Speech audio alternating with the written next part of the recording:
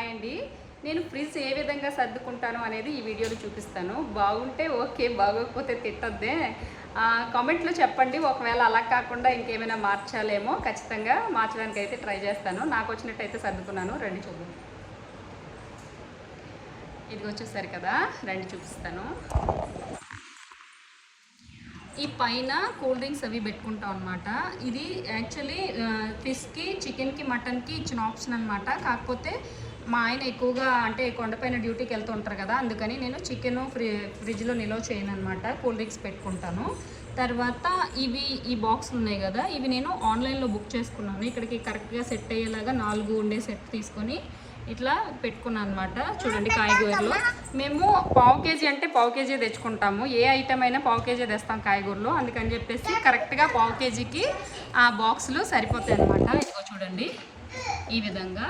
ఇకపోతే ఇక్కడేమో అదే దుంపలకి సంబంధించినవి ఏవైనా అవి ఎగ్స్ ఇవన్నీ పెట్టుకున్నాను. ఇది ఎగ్ బాక్స్, ఎగ్స్ కోసం అని తీసుకున్నాను. తర్వాత ఇదేమో దోశ కోసం ఒక బాక్స్ తీసి పెట్టుకొని, ఇలా బాక్స్లో అయితే ఎక్కువ రోజులు పాడవద్దు అందుకని బాక్స్లో పెట్టుకున్నాను. ఇవేమో మిగిలిపోయిన కర్రీస్ నైట్ ఏమైనా ఉంటే నేను ఎప్పుడైనా వెయిట్ చేసుకొని తింటాను. లేదంటే అలా ఉంటే ఎప్పుడైనా ఇంకా ఎక్కువగా ఉండిపోతే ఎవరికైనా ఇచ్చేస్తాము లేదా పడేస్తాము. మ్యాక్సిమం అయితే ఫుడ్ అయితే ఎక్కువగా వేస్ట్ చేయను. ఎప్పుడైనా కొంచెం మిగిలిపోతే అలా ఫ్రిడ్జ్లో పెడతాను అనమాట.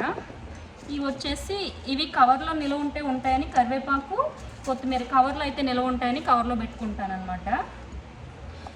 ఇక్కడ ఇందులో టమాటాలు అంటే మ్యాంగోస్ ఇలా ఏమైనా తెచ్చుకుంటే ఎక్కువ శాతం దుంప ఐటమ్స్, అలాగే ఎక్కువ రోజులు పాడవకూడదు అనేవి ఏమైనా ఉంటే ఇందులో పెట్టుకుంటాం అనమాట. ఇగో చూడండి, ఇది చాలా ఎక్కువ స్టోరేజ్ పడుతుంది అనమాట ఈ ఫ్రిడ్జ్. నాకు తెలిసి 600 లీటర్లు అనుకుంటా ఈ ఫ్రిడ్జ్ మొత్తం.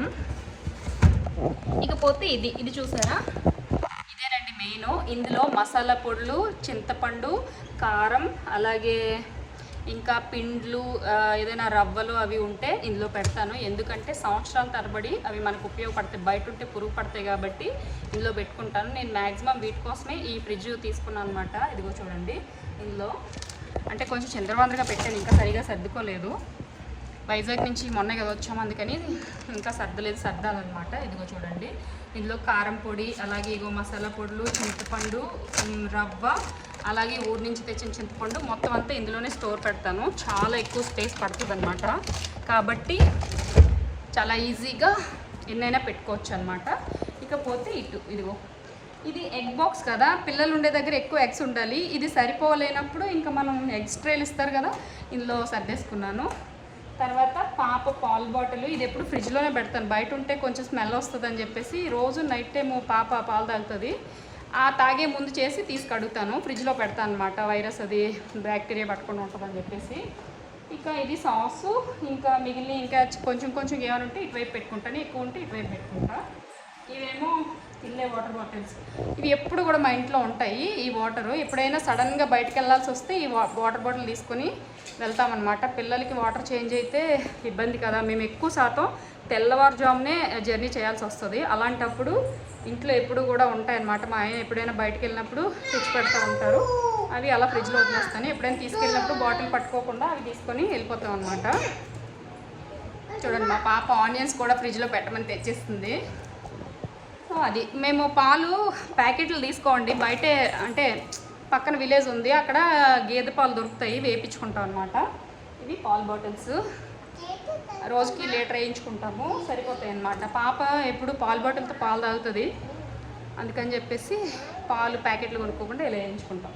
ఓకే, మరి ఇక రానా ఇంకా బయటకు వచ్చేసి వేసేద్దాం ఫ్రిడ్జ్. ఇంకా ఈ పైన వచ్చేసి ఏం పెట్టము. అక్కడ ఎప్పుడైనా అంటే పిల్లలకి మ్యాంగో జ్యూస్ లేకపోతే వాటర్ మిలన్ ఇలా జ్యూసులతో ఐస్ క్రీమ్ లాగా చేసుకుంటాం కదా, ఐసుల్లాగా అవి పెడతాను ఎప్పుడైనా ఎండ ఎక్కువగా ఉంది అన్నప్పుడు, ఫ్రూట్ జ్యూస్ చేసినప్పుడు.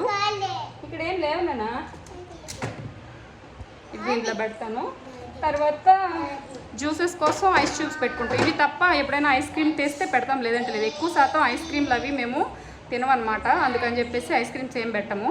కానీ కూలర్ ఎప్పుడైనా బంధువులు అది వచ్చినప్పుడు కూలర్ ఉపయోగిస్తే ఎక్కువ ఐస్ పెట్టి ఐస్ చేస్తూ ఉంటాం అనమాట.